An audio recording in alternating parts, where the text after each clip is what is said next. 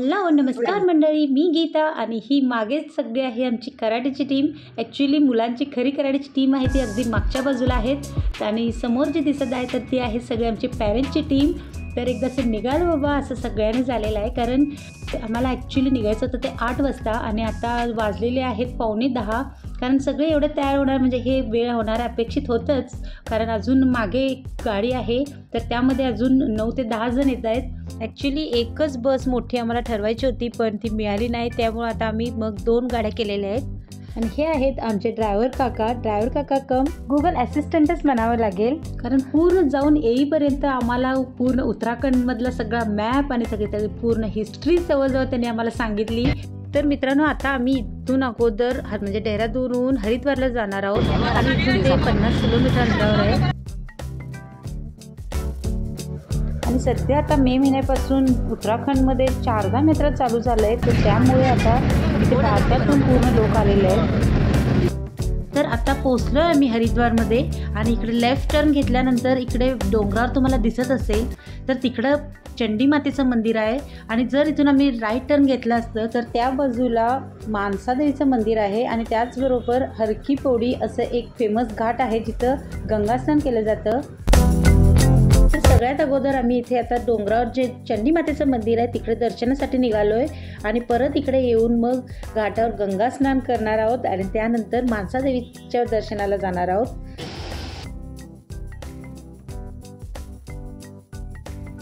गाड़ी नहीं जाती है। अच्छा, तो चल के भी जा सकते हो और रोप चला आता आधी आम्ही पहिल्यांदा दर्शन घेते ते चंडी मातेचं आणि इथे लेफ्ट साईडला तुम्ही बघू शकता वर डोंगरावर जाण्यासाठी इथून चालत जायला सुद्धा मार्ग आहे आणि ज्यांना चालत जाणं शक्य नाही आहे तर त्यांच्यासाठी इथे रोपवेची सुद्धा सोय आहे। तर आता गाडी पार्क करून आम्ही इकडे रोपवेसाठी जे तिकीट काउंटर आहे इथं आलेलो आहोत आणि इथे प्रत्येकी 350 रुपये चार्ज आहे जाऊन येण्यासाठी। तर आता इथं सुद्धा बॅग चेकिंग ही बया करत होती, तर नेमकं ही यामध्ये काय चेक करत होती हे मात्र मला कळलं नाही। तर रोपवेचं तिकीट काढलेल्यांसाठी हा वेटिंग एरिया आहे। जेव्हा आपण तिकीट काढतो तर तेव्हा आपल्याला एक ठराविक नंबर दिला जातो आणि जोपर्यंत आपला नंबर पुकारला जात नाही तोपर्यंत वेटिंग एरियामध्ये बसून राहायचं। तर अशी इथे प्रोसिजर आहे।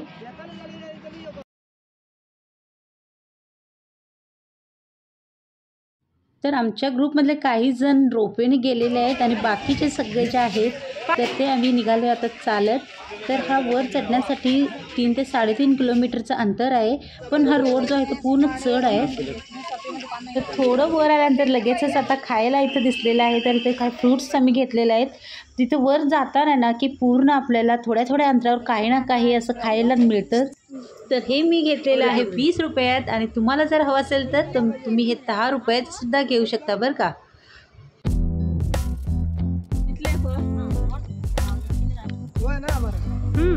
हे मी घेतलेलं आहे 10 रुपयात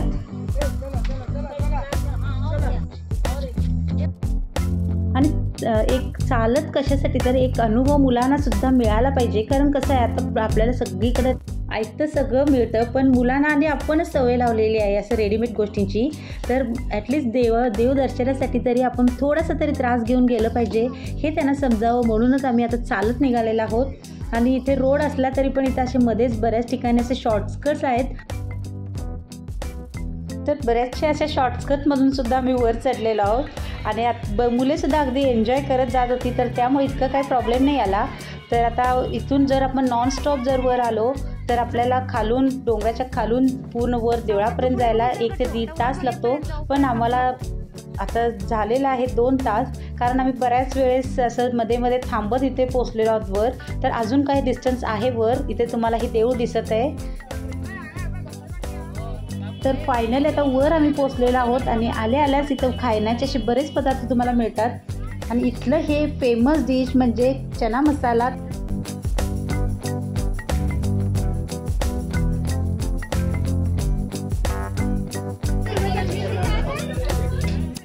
आणि इथे आता आम्ही देवीसाठी ही ओटी घेतलेली आहे। ओटीचं सामानात आपल्या इकडे कशी खऱ्या नारळाची ओटी भरली जाते तर इकडे मात्र ती ह्याची चुनरी ओढवली जाते। तर हे इथले त्याच प्रकारचं साहित्य इथे मिळतं। तर आता गर्दी वाढत आहे. तर आता इथे पहा आम्ही आता क्यूमध्ये थांबलेलो आहोत दर्शनासाठी. तर आता क्यूमध्ये आणखी 1 तासभर वेट करून आता आम्ही पोहोचलेलो आहोत इथे चंडीदेवीच्या ह्या मंदिरापर्यंत. आणि आता इथं दर्शन घेऊन आता आम्ही आलेलो आहोत बाहेर. आणि वर अगदी डोंगरावरून हे खालचं तुम्ही दृश्य पाहू शकता, किती सुंदर दिसत आहे. आणि आता तिथून बाहेर पडल्या आमचा नेक्स्ट स्टॉप जो आहे तो इथल्या खाण्याच्या स्टॉलवर. आणि इथे काही फेमस डिशेस मिळतात इथल्या, तर जसे की स्पेशल दही भल्ला चाट, आलू टिक्की चाट, समोसा चाट, असं बरंच काही.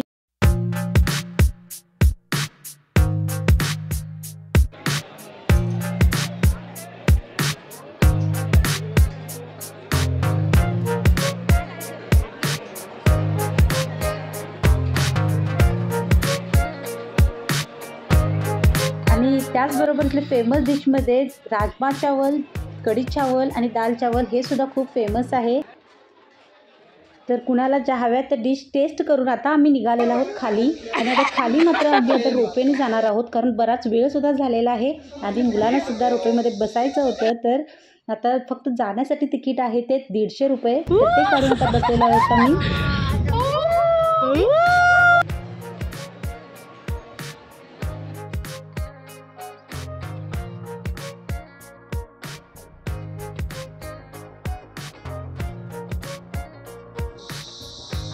तर वर जायला आम्हाला लागला होता 2 तास आणि अगदी 2 मिनिटातच आम्ही खाली पोहोचलेलो आहोत.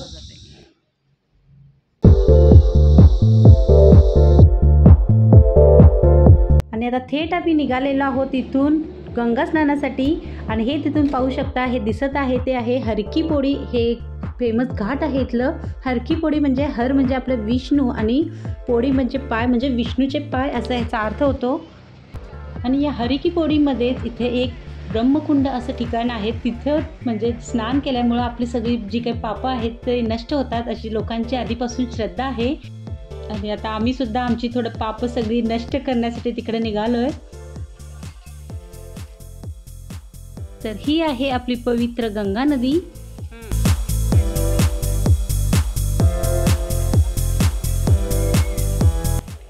तर महत्त्वाचं म्हणजे हे ठिकाण एवढ्यासाठी प्रसिद्ध आहे की गंगा नदी ही डोंगरावरून वाहत येते आणि ह्याच ठिकाणाहून ती सपाट भागावर वाहायला सुरुवात करते. आणि या घाटावरती दररोज संध्याकाळी 7 वाजता आरती होते. तर ती मात्र इथं आरती खूप बघण्यासारखी असते आणि त्यावेळेस भरपूर गर्दीसुद्धा इथं असते.